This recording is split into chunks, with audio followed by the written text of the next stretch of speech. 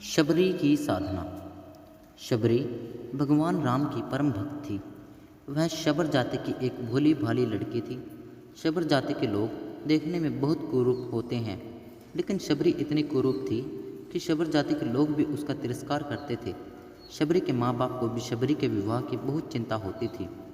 वे दिन रात बस इसी चिंता में डूबे रहते थे कि आखिर शबरी के वैवाहिक जीवन का क्या होगा।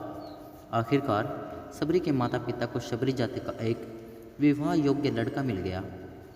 माता पिता के रात्रि में शबरी का विवाह कर उसे रात्रि में ही विदा कर दिया।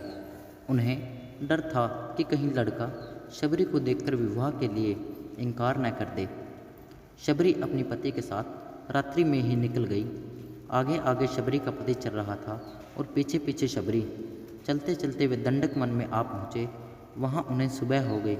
लड़के ने सोचा, देखूं तो सही मेरी स्त्री कैसी दिखती है। लड़के ने पीछे मुड़कर देखा तो शबरी की कुरूपता देखकर वह डर गया। उसे लगा, यह तो कोई राक्षस कुल की है जो मुझे यहीं खा जाएगी। यह सोचकर लड़का शबरी को वहीं छोड़कर भाग गया। अब शबरी दंडक वन में अकेली रह गई। वह पीहर से तो आ गई थी, लेकिन उसे अब अपने ससुराल का कोई पता न था। अब शबरी जाए तो कहाँ जाए।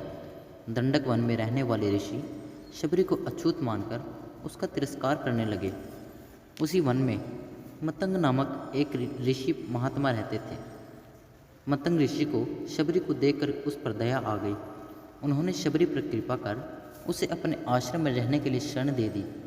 दूसरे ऋषि मुनियों ने जब यह सब देखा तो उन्होंने इस बात का बहुत विरोध किया। उन्होंने एक कुरूप और अछूत जाति की लड़की को अपने आश्रम में शरण दे दी, लेकिन मतंग ऋषि ने किसी की भी एक बात न सुनी। उन्होंने प्रेम से शबरी के सर पर हाथ रखा और कहा, बेटा तुम घबराओ नहीं। जैसा कोई पुत्री अपने माँ बाप के पास रहती है, वैसे ही तुम मेरे पास रह जाओ। शबरी अब खुशी खुशी मतंग ऋषि के आश्रम में रहने लगी।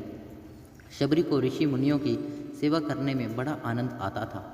सब ऋषि मुनि शबरी का तिरस्कार करते थे, इसलिए शबरी छिप छिप कर उनकी सेवा किया करती थी। रात में जब सब सो जाया करते थे तो शबरी रात में ऋषियों के स्नान के लिए पंपा सरोवर जाने वाले रास्ते को जाकर बुहार देती थी। जहाँ कंकड़ पत्थर पड़े होते थे उन्हें हटाकर वहाँ बालू बिछा देती थी।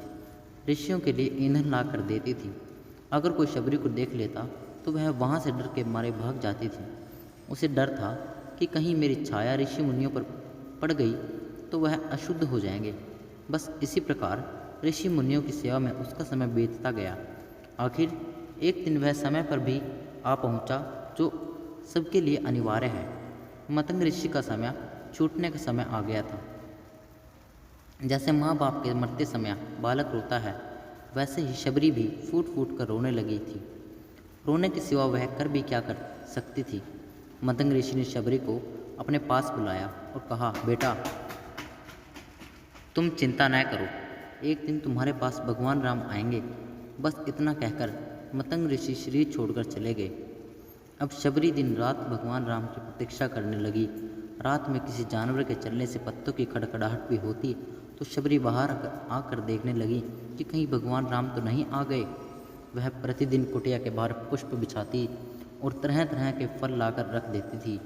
फलों में भी बढ़िया बढ़िया फल राम जी के लिए चक्कर रख देती थी। फिर राम जी नहीं आते तो अगले दिन फिर नए फल ले आती। राम जी को भोजन कराने का उसके मन में बहुत उत्साह था। प्रतीक्षा करते करते एक दिन शबरी की साधना सफल हुई। मतंग ऋषि के वचन सत्य हुए। भगवान राम शबरी की कुटिया में पधारे। कई बड़े बड़े ऋषि मुनियों ने भगवान राम से उनके आश्रम में चलने के लिए प्रार्थना की, लेकिन भगवान राम केवल शबरी की कुटिया में आए। जहाँ शबरी को भगवान राम से मिलने की तीव्र इच्छा थी, ठीक वैसे ही भगवान राम को भी शबरी से मिलने की उत्कंठा थी। भगवान राम शबरी की कुटिया में पहुँचे। शबरी के आनंद की सीमा नहीं रही। वह भगवान के चरणों में लिपट गई। जल लाकर उसने भगवान के चरण धोए, फिर आसन बिछाकर भगवान को बिठाया। फल लाकर शबरी ने भगवान के सामने रखे और प्रेम पूर्वक उनको खिलाने लगी। दोस्तों, तो यह थी शबरी की कहानी। दोस्तों, अगर आपको यह कहानी अच्छी लगी हो तो कृपया कमेंट में जय श्री राम अवश्य लिखें और हमारे चैनल को सब्सक्राइब करें ताकि आने वाली इसी प्रकार की वीडियो के लिए सबसे पहले नोटिफिकेशन आपको ही मिले। धन्यवाद वीडियो देखने के लिए।